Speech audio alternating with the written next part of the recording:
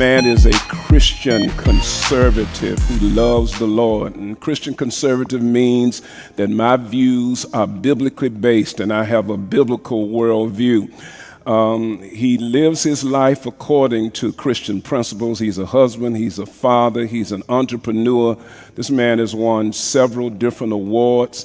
He has authored several books.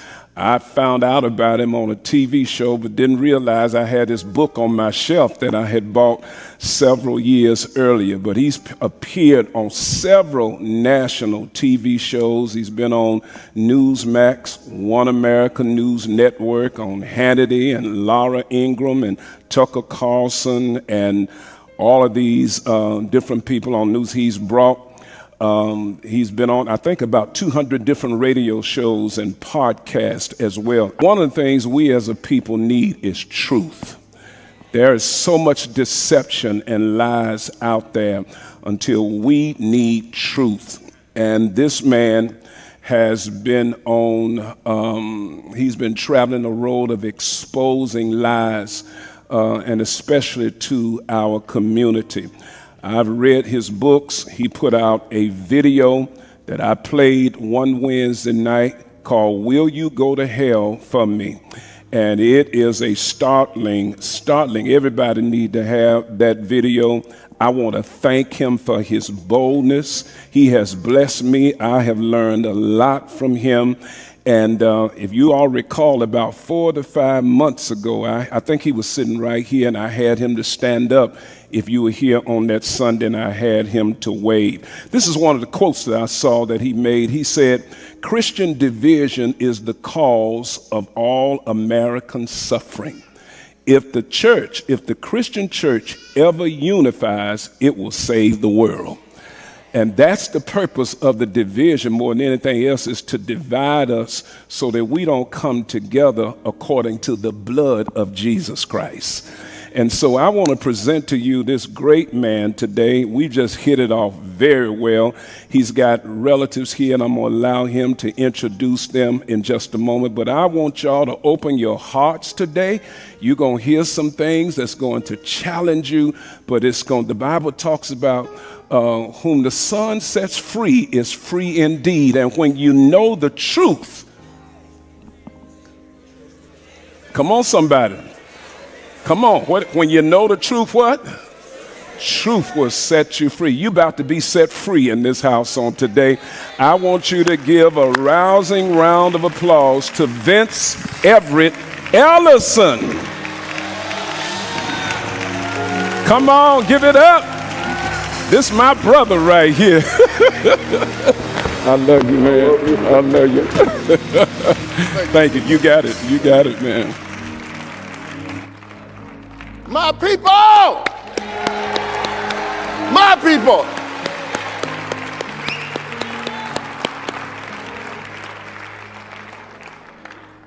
Brother Alton Williams is my black Elvis, and this is my Graceland.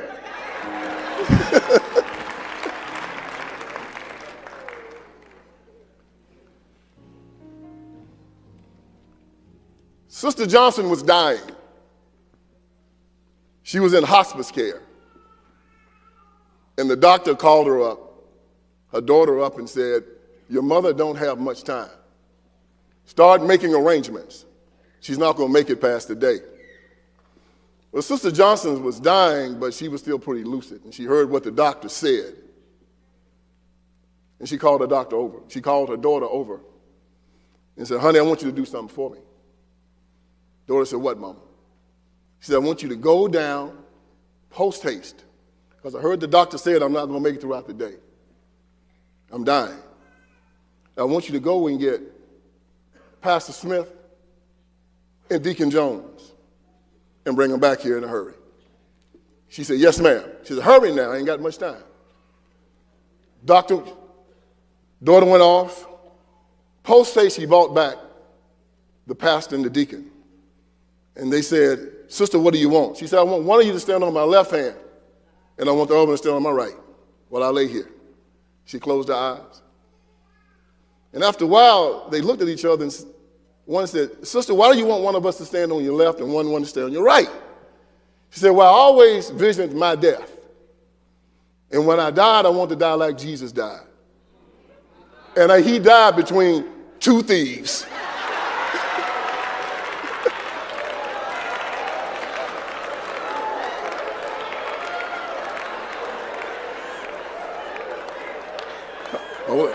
Hold it.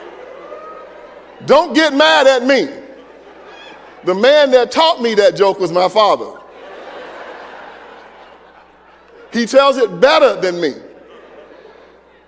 When I was born, he was a sharecropper. He had been abandoned by his father and his mother, and he was raised by his great aunt and uncle. He was a young man when he had me, and I asked him, Daddy, what were you doing when I was born? He said, I was sharecropping and I was washing cars to take care of my family. He raised 8 children to adulthood. He brought us out of poverty by working in the insurance industry. Black man by the name of Al Ross hired him. And we lived an upper middle class life because of his hard work and my mother's hard work. We started a gospel singing group called the Ellison's Family. We went around the South singing music because Daddy talked about how good God had been to him and his family. And he sent us to college. He's an awesome father. He had a heart attack around 55 years old that killed everybody in the world that ever had it. It was a widowmaker. The doctor told him that he was going to die if he didn't have a heart transplant in 6 months. He brought me and my brother in the room to let us hear what he told that doctor. He told that doctor, he said, I got a God that's more powerful than you. I'm not going anywhere. My mother passed away 12 years ago from cancer. He's since married again to a beautiful woman named Miss Gwen. He's 81 years old. He beat the heart attack. He's living life and he's loving life. He's here today. Pop, stand up. He's the best looking man in the place.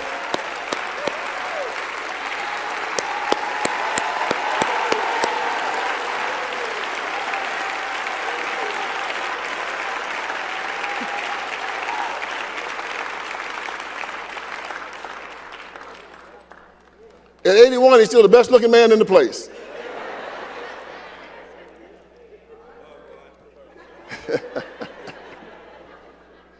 And he'll tell you, second to his love for Jesus Christ, the most important thing to him is that all of his children completely adore him. If you want to make me fight you, tell me I didn't have a good father.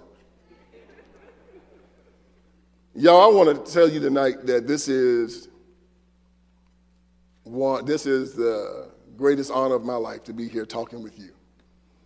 I was telling Apostle Williams that I saw him almost 20 years ago on Sean Hannity's show. He was amazed that I remembered it. You had bought the church and you had put up that statue, the Statue of Liberty with the cross up. And liberals lost their ever-loving mind. And they swore they was going to make y'all take that thing down. I mean, y'all were in the New York Times. Y'all was on CBS. Y'all was on NBC. And they was going to make that Negro take that thing down.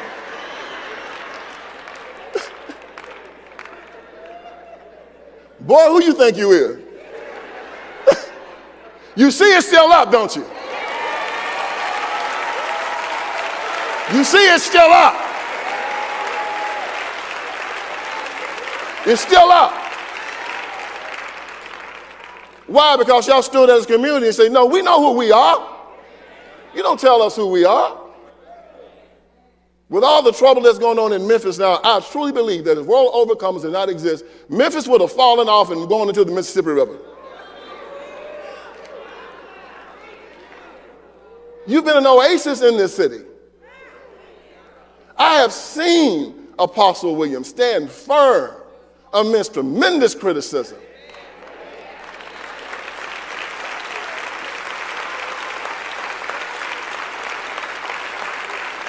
He stood strong, y'all. He stood. He stood.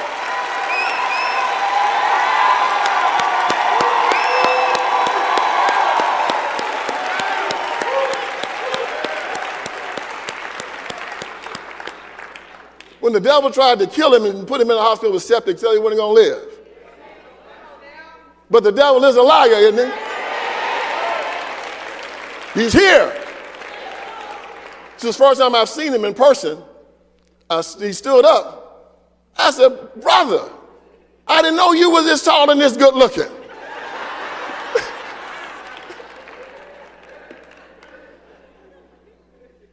And he look at y'all. All of you look and get good credit.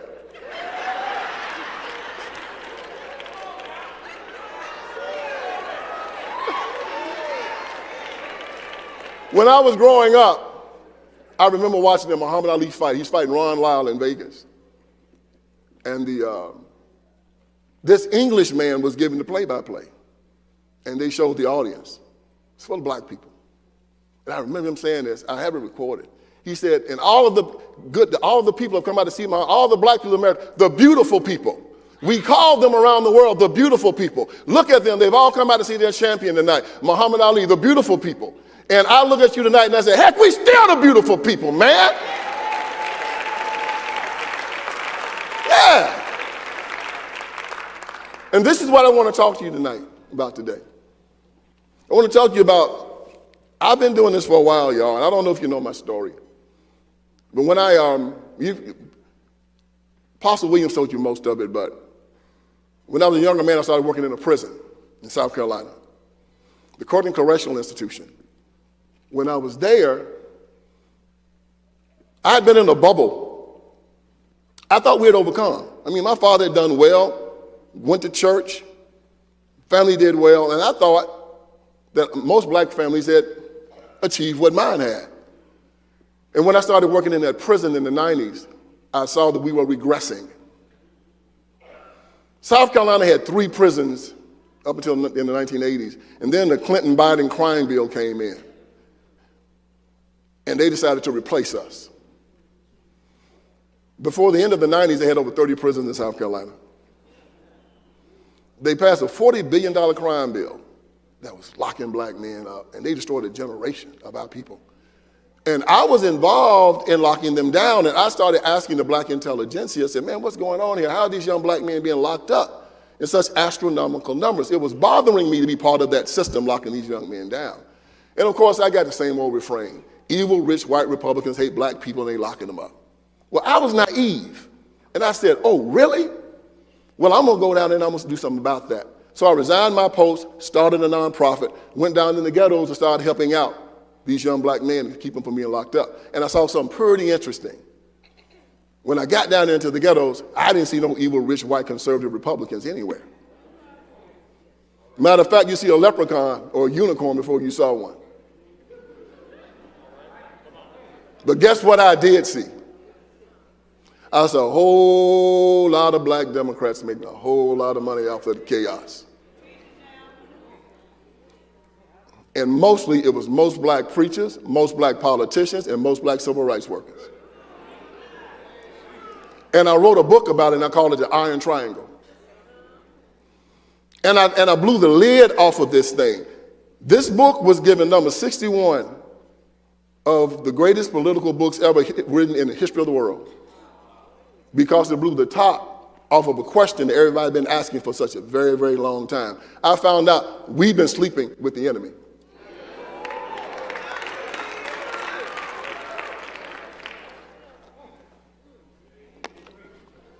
Look, y'all, it was hard. Because like all of y'all, I've been raised in the black community. From the midwife that bring you into the world to the undertaker that embalm you, you a Democrat. And when I started seeing this, it bothered me. Because I was bought as a Bible-believing Christian. God can do all things. Jesus on the main line, tell him what you want. The cattle on 1,000 hills belong to my God. If you need it, God got it. And then I'm seeing my people walking around fighting and begging for the crumbs that fall off somebody's table.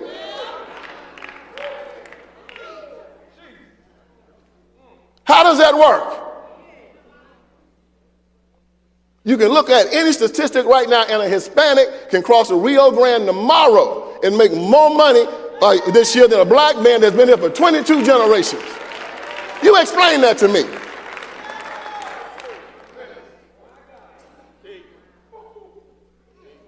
Everybody wants to talk about slavery, slavery, slavery. And when I tell people in the book of Galatians, as they said, Christ came for freedom to set you free. Do not submit yourself to the yoke of slavery. Reading about Frederick Douglass. How did he get free? Whooped his slave master and left. That's what he did. He put his hands on him one too many times. Frederick lit him up and left. They're still looking for him. Harriet Tubman got tired, got a gun, and left. 100,000 black people left on the Underground Railroad, escaped slavery. 100,000 more left on their own accord. And when Abraham Lincoln issued the Emancipation Proclamation in 1863, 99% stayed and helped the Confederates by picking cotton, digging the ditches and then putting up the ramparts to keep the Union Army from coming in and freeing them. Y'all, that's a fact. We got to deal with this. We have to take responsibility for our part in our own oppression.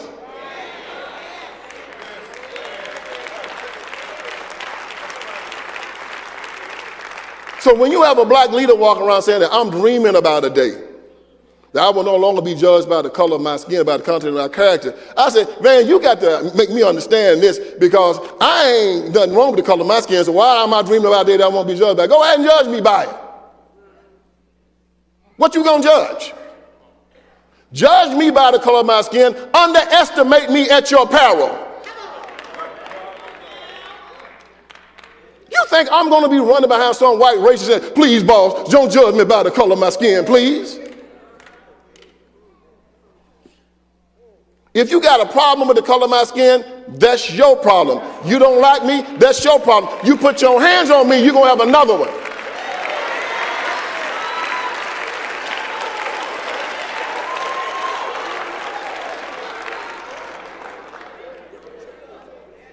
No, we're gonna take care of this if it take all night, all right?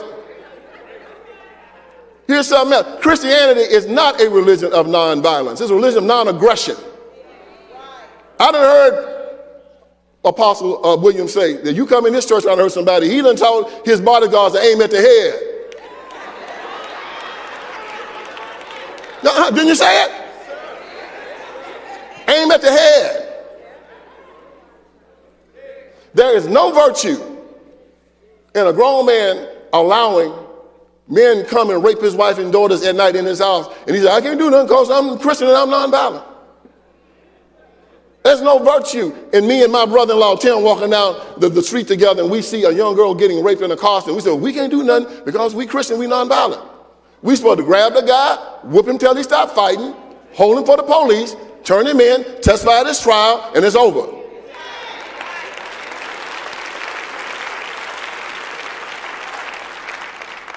We've been taught to lay down and allow these people to treat us disrespectfully, begging, crying. Our 10th Amendment said, thou shalt not covet. What does that mean? It means you don't want nothing they got.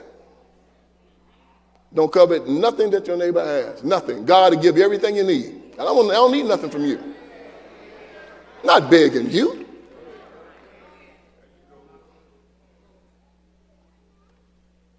So as we walk around, and so when these people come and do this, I tell them, if you need a good preacher, I help you find one.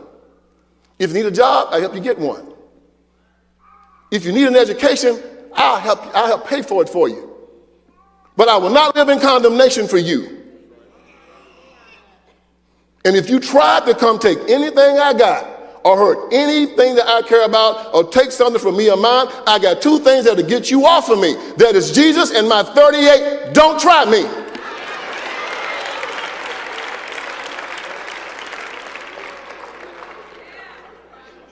Now, how did we get here?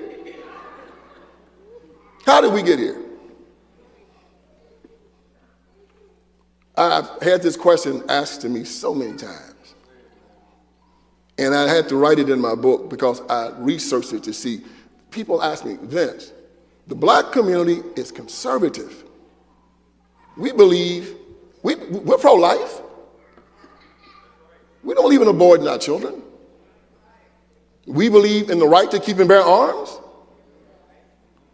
Don't let daddy fool you. He probably got a gun on him now.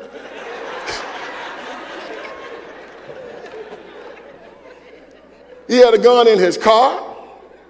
He had a shotgun at the corner of the bed. I told him the only time he wasn't armed, he was walking from his car to the house. I told him that's when I was going to get him. We believe in being armed. We believe in working for a living. We believe it. We believe in hard work. We believe in education. We believe it. Now, then the question is that, well, if you believe all of this, why do you vote for these liberals that don't believe in it? It's like going to a doctor, you got high blood pressure. He said, yeah, what you need to do is eat pork, don't exercise, eat a lot of salt. And you getting sicker and about to die, and you don't know why. You are a conservative Christian person, and you're voting for people that believe in aborting children up to the 9th month, castrating little boys, calling them little girls, cutting the breasts off little girls and calling them little boys, allowing fentanyl and sex trafficking and illegal immigration across that border, disarming law-abiding citizens in war zones, locking your children in schools that will not teach them to read or write,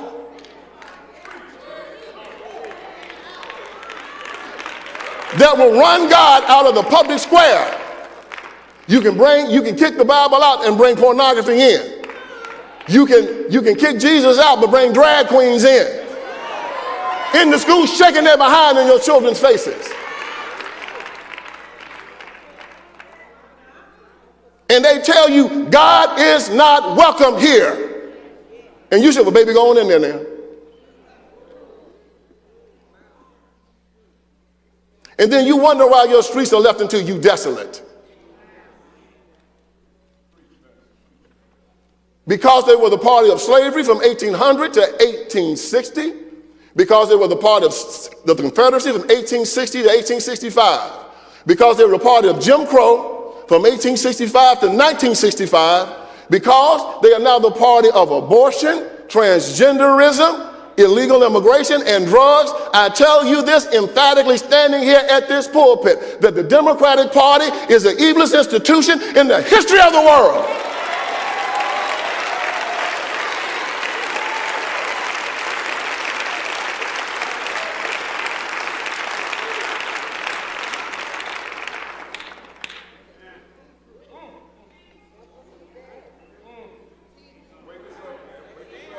Look at what they've done to my people.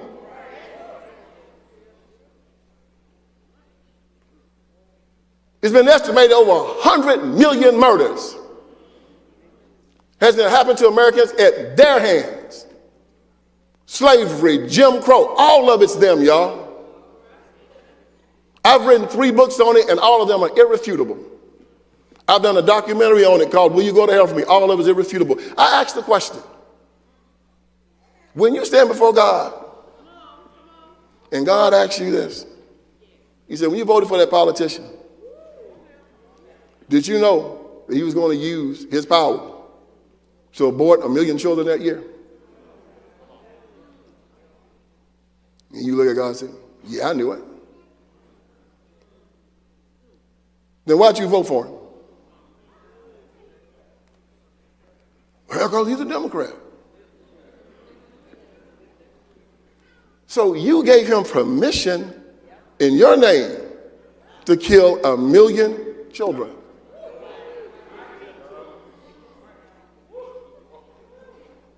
What's your point, God? I tell you what, I'm going to bring this Nazi up here, and you tell him, go visit that Nazi in hell, and he's going to give you my point. Adolf Hitler said I was going to kill the Jews. Put me in office. I'm going to take them out. He put it in Mein Kampf. He wrote it. The German people elected him. And he did what he said he was going to do. And Germany was destroyed. Destroyed it. 60 million people died in that calamity behind Adolf Hitler doing that mess. And I'm telling you, America, I'm telling you, world overcomers, we're at a tipping point in this country. I've heard Apostle Williams tell you over and over again, we have to turn back to Christ. Not in some ways, in every way.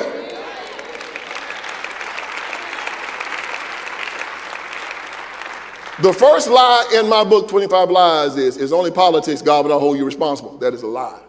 You are going to be held responsible for everything that you do and say.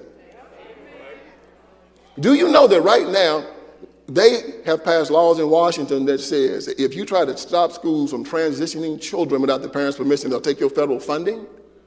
That means that your child can leave the house dressed like a boy. He can go into the school, and they will let him dress like a girl, put makeup, rouge, high-heel shoes on, all of it. They'll call him by a girl's name and won't tell you nothing about it. He'll then go back, and then before he goes home, he'll put back on boy clothes and go back to your house and act like nothing's happened. And the teachers will know it and will tell you nothing about it.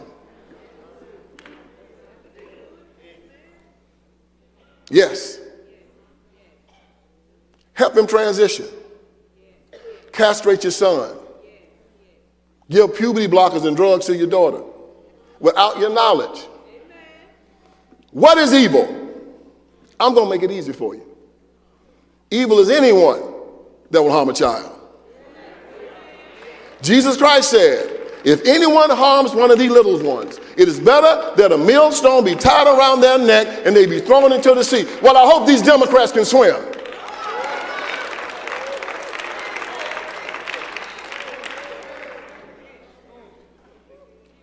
Spending $21,000 a year in schools in Baltimore, and not one school is proficient in math, reading, or science. They're trying to get a voucher bill passed up here in Nashville, and the Black Caucus and the jokers out here in Memphis trying to block it. So children can get out these failing schools. Why would they do that? You know why? Because the teachers union gave the Democrat Party $45 million last year. And they want a monopoly. And each one of those children got about $20,000 tied to their backpack. And if they show up about 2 or 3 times a month, they keep that money. They don't care anything about your children. Isn't that obvious?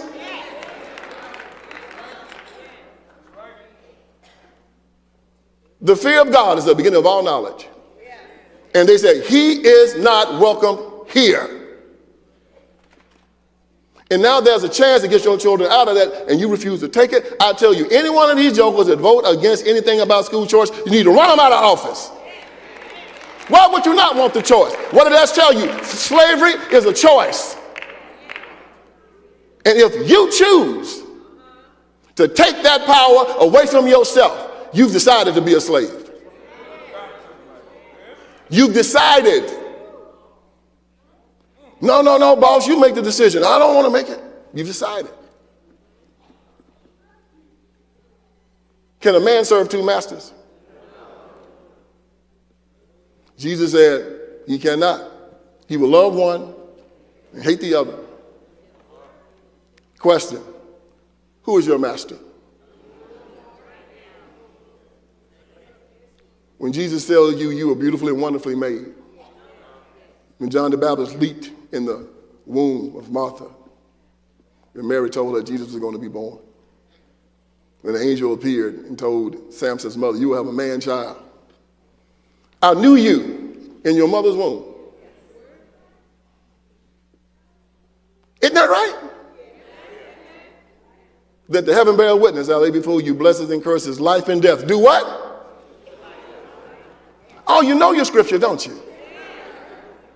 Nevertheless, you vote for a party where Joe Biden and Kamala Harris said that we are going to run our whole campaign on abortion.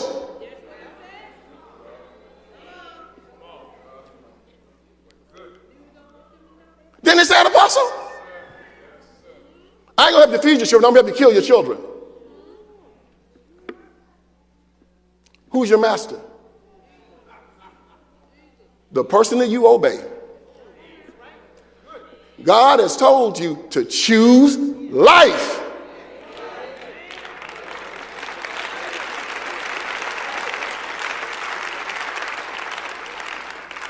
wasn't a suggestion.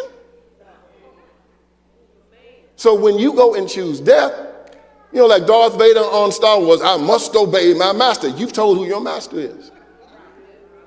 You have to obey him. He said, I made them male and female. That's pretty simple, isn't it? Oh, no, it's fluid. Men can have babies now, you know, from according to them. Yeah. You'll get fired from your job if you say a man can't have a baby. I should be able to go into the bathroom with your wife, and because I can say I'm a woman right now. That's how crazy they are. These people have gone insane.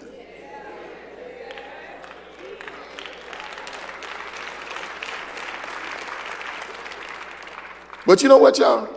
Einstein said insanity is doing the same thing over again and expecting a different result. So if that's the case, 90% of Black America is crazy as they want to be.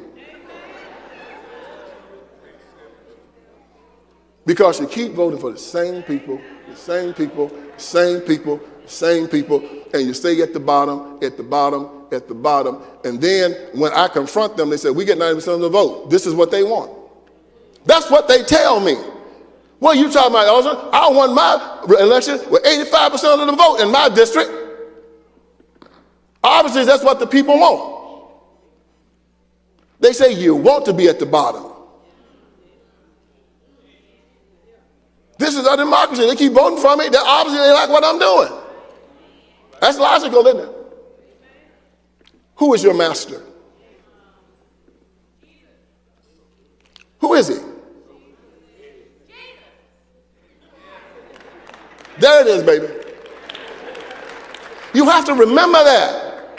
So when y'all want to understand what God wants, Pastor asked me, he said, Vince, how come you ain't preaching? I said, Pastor, you know what? I hadn't been called. What I believe is this.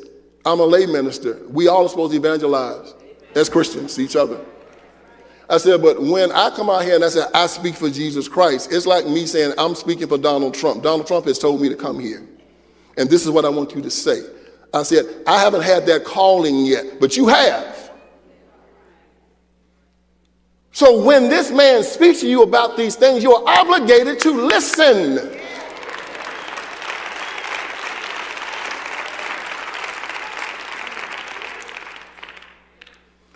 You ask the question, why is Memphis so violent? Well, you teach your children to kill the baby in the womb. Don't you think they're going to kill them outside of it?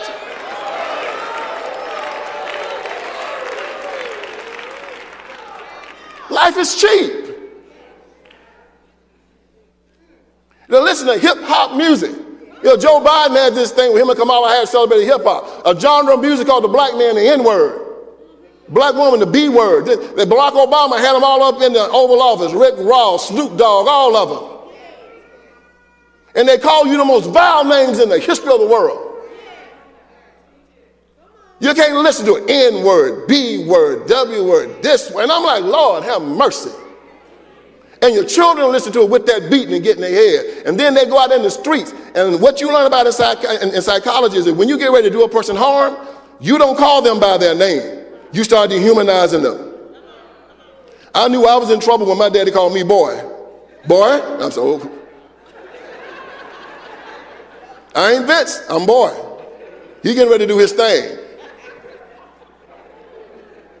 As this thing goes down further and further, when they start calling you these curse words, they then can do you harm. They meet you in the street and they call you the cuss word. You are already there. You are already dehumanized in their eyes. That's why they can do what they do to you and not care about it. They don't see a black man, they see an N-word. They don't see a black woman, they see a W word. They see a B word. Y'all see what I'm saying? And who teaches it to them, y'all? Who gets the money from that industry? Who defends it?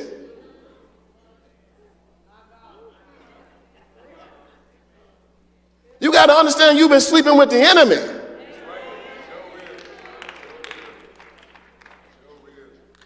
Y'all, this is going to take courage.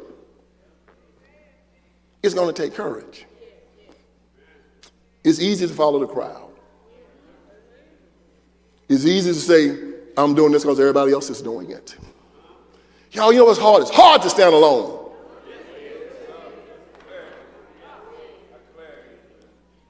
Apostle could be up in the mayor's office. He could be hanging out with the city council. He could be hard-knobbing on yachts and stuff with all these jokers. He just played a game. How many times you heard, play the game, Alton, just play the game. Just play the game. I'm not going to play the game.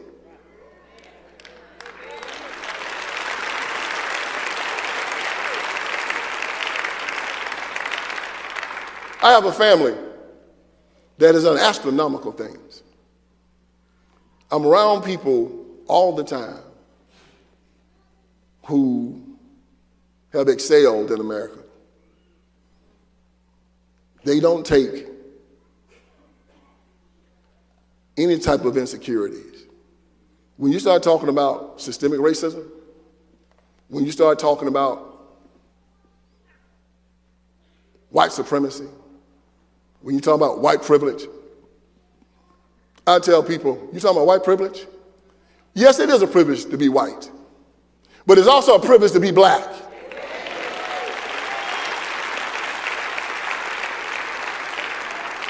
You talk about your privilege? Well, let me tell you about my privilege. I got privilege. I had two good parents. I have a great family. I was born in the greatest country in the world. My greatest privilege, I'm an heir of Jesus Christ and I'm a child of God. Nobody can be superior to me. You know why? Because I'm an heir of Jesus Christ. I'm a child of God.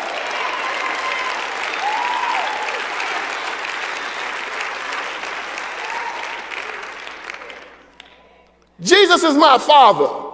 So you want me to walk around back bent, scared? America is my house. And I don't ask permission in my house.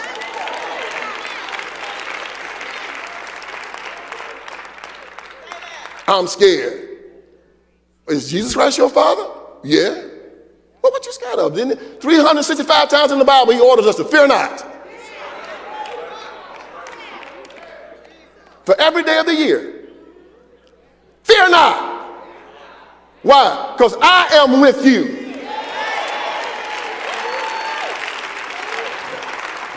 Fear not.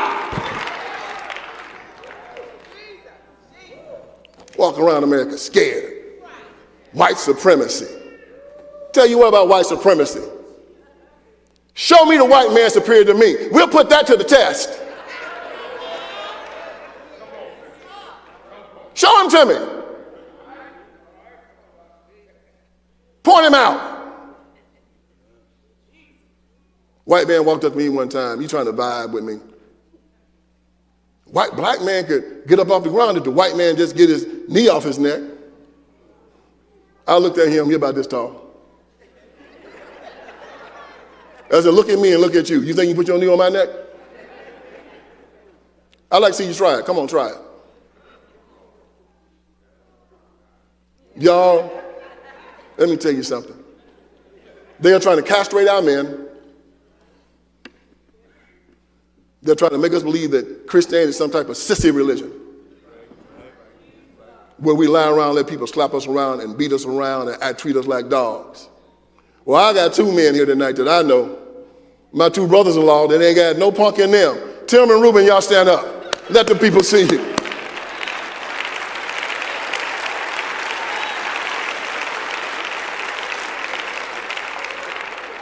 Oh, no, I vetted them brothers before they married my sisters. I can call them at 3 o'clock in the morning and say, I need you. They're going to say, where you at? Y'all, we have to get the courage. They tell you women that you need government, you need this, you need that. Well, I grew up around women where I don't even understand that. The black woman was always the strongest person in the family. I don't understand it. Man, them sisters didn't play. I'd rather my daddy get home to me any day of the week than my mama. And I got 3 sisters here today that I don't want no problems with. If they get mad at me, I call Daddy. They're here today. Sylvia, Renatha, Virginia, y'all please stand up. Let the crowd see how beautiful you are.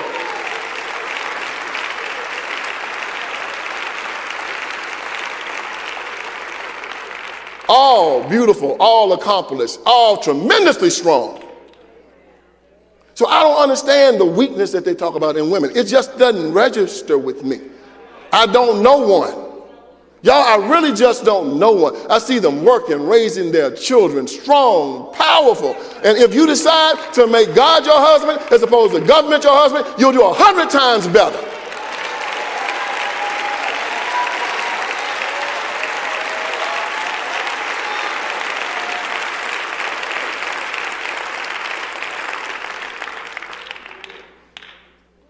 So whenever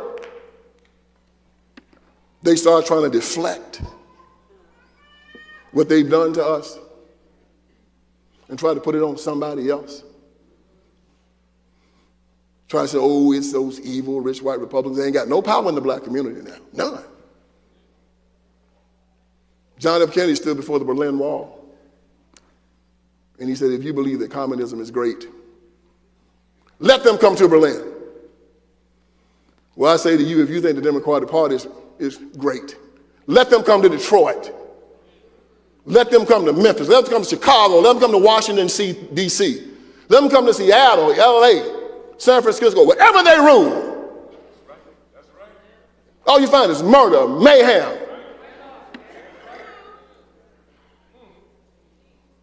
A tree is known by the fruit it bears. Jesus said, how will you know a false prophet? Not by what he does, but he says, look at what he produces. Well, I can tell you this.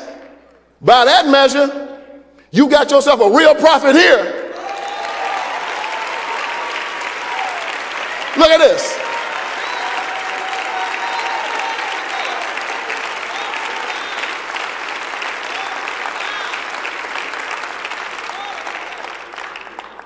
Look at what they've produced.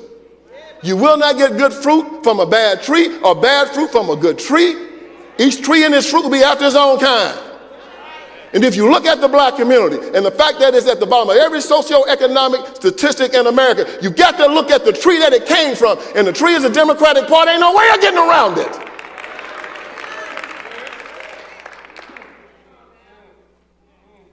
But you got to deal with it. Oh, I know this man beating me up and doing that, but I just can't leave him. Baby, that's called Stockholm Syndrome. When you got beaten down by your oppressor to the point where you identify with your oppressor. As a matter of fact, you will act violently if somebody tries to remove you from him. I think we've seen it. Start identifying with the oppressor. Well, people can understand slavery because it's a peculiar institution. How slaves were hiding their masters, taking care of their masters, crying when their masters died.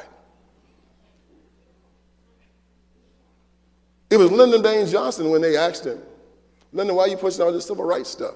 He said, oh man, don't worry about this. I'm going to have the N-words voting Democrat for the next 200 years.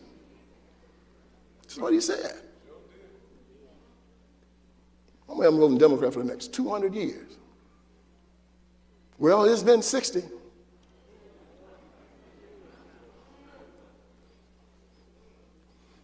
So they say, what's the solution? It's simple. Your Bible.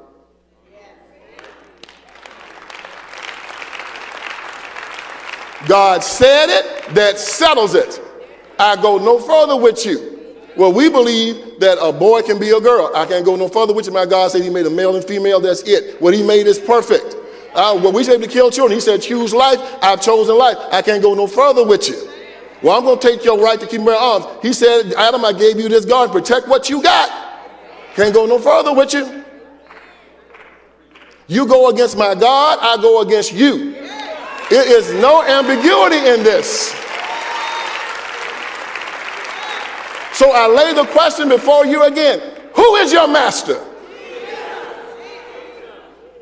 So when they come up to you again and they try to deflect and say it's because of white people or because white supremacists or because Republicans or conservatives that this is happening, you say, no. It was you.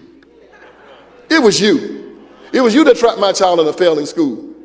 It was you that put my son in prison. Yeah, it was you that forced my daughter into prostitution. It was you that caused the poverty in my community. It was you. It was you that ran the jobs away. It was you that made the church apostate. It was you. It was you that decimated and destroyed my community. It wasn't them, it was you. And I hold you responsible. It was you that ran my God out the public square. It was you that's trying to transition my children.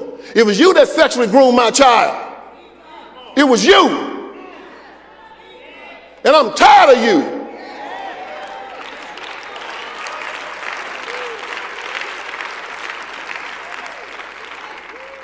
Haven't we had enough? Haven't we, all the marching and the crying and the fighting and the burning, haven't we achieved everything that can be achieved out there by now?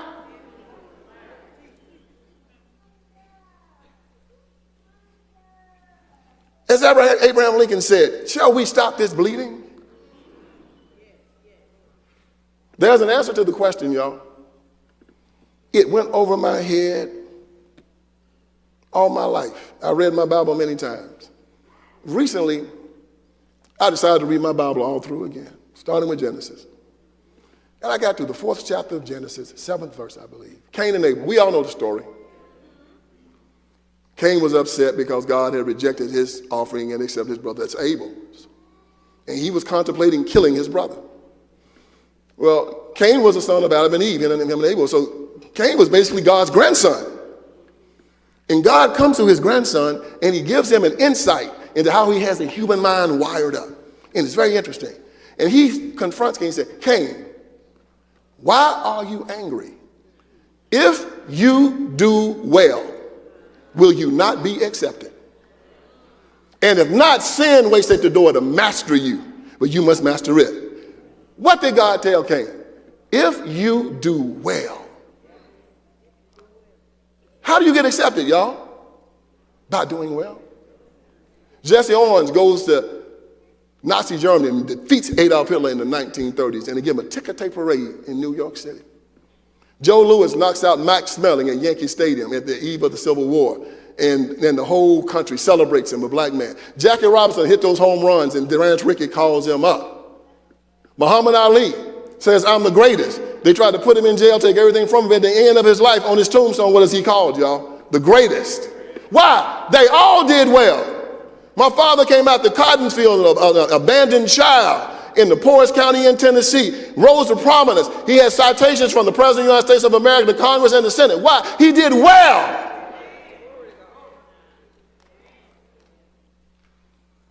You think some racist can stop what the Lord Jesus Christ has put before you?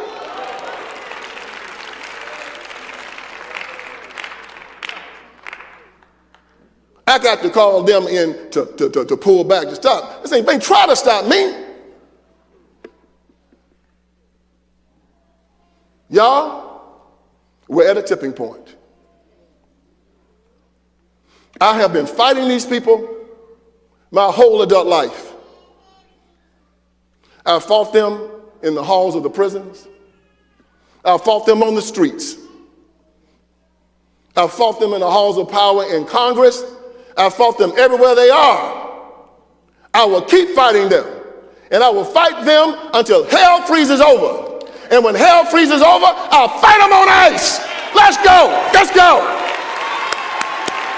Thank you. Thank you all. Thank you, Apostle. Thank you. Thank you. I'm through. Thank you. Man of God, I love you. No, I love you. Thank you. I love you. Thank you. I got to go greet my father.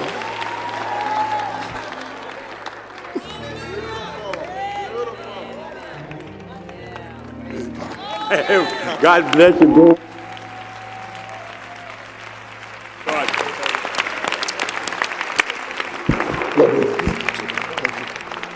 Thank you, sister.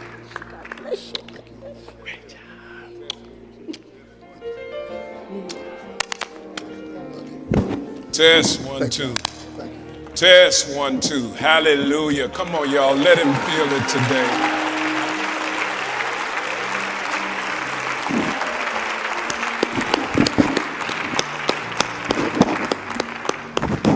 You may be seated. Give me a minute.